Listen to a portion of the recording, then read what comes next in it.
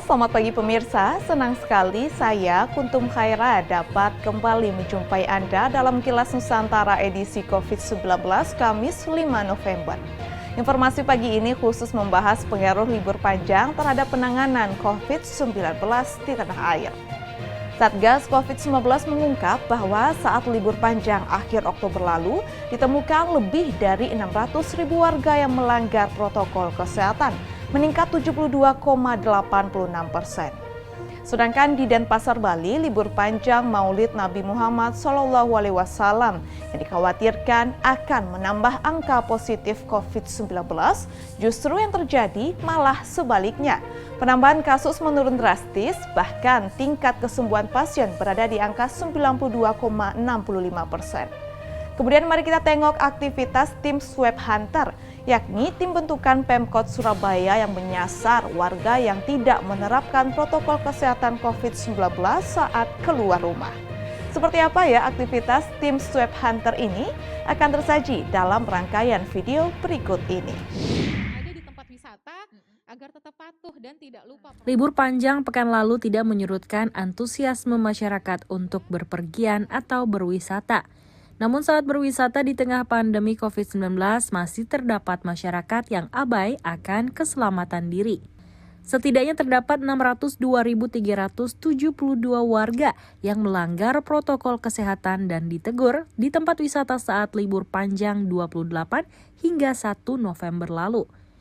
Hal tersebut disampaikan Ketua Bidang Data dan Teknologi Informasi Satgas COVID-19 Dewi Nur Aisyah dalam konferensi pers daring pada Rabu 4 November di Jakarta. Dewi menyebut penurunan kedisiplinan atas protokol kesehatan juga terjadi di restoran, kedai-kedai, serta di pusat perbelanjaan pada saat libur panjang. Kita lihat perbandingannya antara pada saat libur panjang dengan pekan sebelumnya lagi. Iya. Nah, kita juga bisa lihat di sini ternyata di tempat wisata yang ditegur pun mengalami kenaikan sebesar 72%. Baik, ya. Jadi orang-orang diingatkan juga nih. Nah, ternyata dari sekian banyak yang sudah diedukasi, kita masih menemukan sekitar 3% yang menolak. Masih ada yang menolak. Jadi diingatkan, Sudah diingatkan, diedukasi, tidak mau. nggak mau. Karena ngerasa enggak, mungkin menurut saya itu nggak ada. Adapun saat ini jumlah kasus positif COVID-19 di Indonesia sebanyak 421.730 kasus, dengan 14.259 orang meninggal dunia akibat COVID-19. Dalam kesempatan itu, Dewi mengajak masyarakat menaati 3M, yakni memakai masker, menjaga jarak, dan mencuci tangan dengan sabun, serta menjauhi kerumunan dimanapun berada.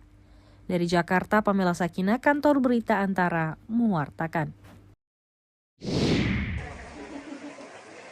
Gugus Tugas Percepatan Penanganan COVID-19 Kota Denpasar mendata sebelum libur panjang Maulid Nabi Muhammad SAW yang diikuti cuti bersama pada akhir Oktober lalu, dalam 2 pekan, kasus penyebaran COVID-19 di Ibu Kota Bali itu sangat tinggi, di mana dalam sehari tercatat 30 hingga 40 kasus penularan COVID-19. Namun setelah libur panjang berakhir, angka penularan di Kota Denpasar justru mengalami penurunan, di mana dalam sehari kasus penambahan terjadi antara 9 hingga 16 kasus. Yang juga mengembirakan, angka kesembuhan pasien COVID-19 di Kota Denpasar di atas 92%. Walaupun begitu, juru bicara Gugus Tugas Penanganan COVID-19 Kota Denpasar, Dewa Gederai, yang ditemui pada 4 November mengatakan, pihaknya tidak ingin buru-buru menyatakan wilayahnya bebas COVID-19, karena hingga kini masih ada kasus yang ditemukan. Sampai hari ini, itu tingkat kesembuhannya mencapai 92,65%. Artinya bahwa tiap hari ya tingkat kesembuhannya terus meningkat. Secara kumulatif hingga 3 November, kasus positif COVID-19 di Kota Denpasar tercatat sebanyak 3.278 kasus, dengan jumlah pasien sembuh sebanyak 3.048 orang. Sedangkan angka kematian mencapai 77 orang, dan yang masih dalam perawatan sebanyak 153 orang. Dari Denpasar, Bali, Pandeyuda, Kantor Berita Antara mewartakan.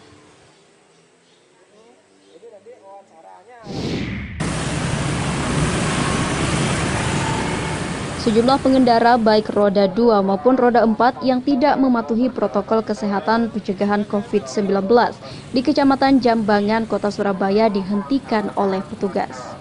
Mereka yang kebanyakan terjaring karena tidak mengenakan masker disita KTP atau SIM-nya selama 14 hari.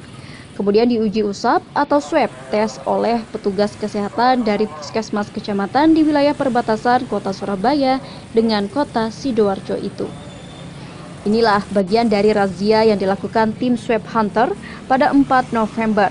Sebuah tim yang dibentuk pemerintah Kota Surabaya untuk menekan penyebaran COVID-19 setelah libur panjang Maulid Nabi Muhammad SAW pada pekan lalu. Karena dikhawatirkan banyak warga ibu kota Jawa Timur itu yang memanfaatkan waktu tersebut untuk keluar kota. Jika ditemukan warga maupun pengendara yang positif COVID-19, mereka akan langsung dibawa ke asrama haji untuk diisolasi.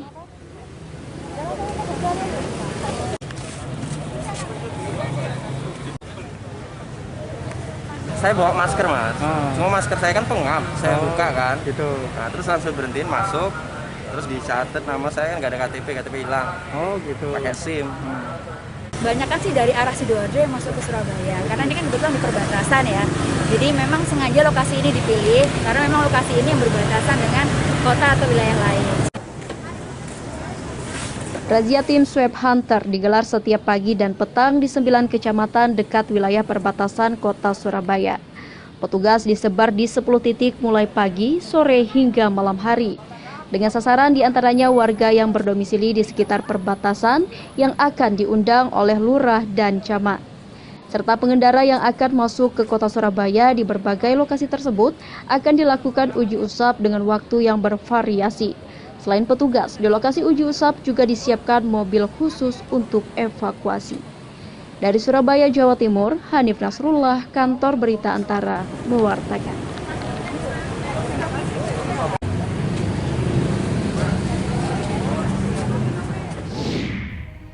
Ya pemirsa, meski akhir-akhir ini persentase pasien sembuh COVID-19 terus bertambah, namun bukan berarti kita boleh abai terhadap protokol kesehatan. Mari jadikan 3M, yakni memakai masker, menjaga jarak fisik, dan rutin mencuci tangan dengan sabun sebagai kebiasaan. Lindungi diri dan keluarga Anda dari potensi paparan virus corona. Ingat selalu pesan Ibu akan 3M ya. Terima kasih dan selamat beraktivitas.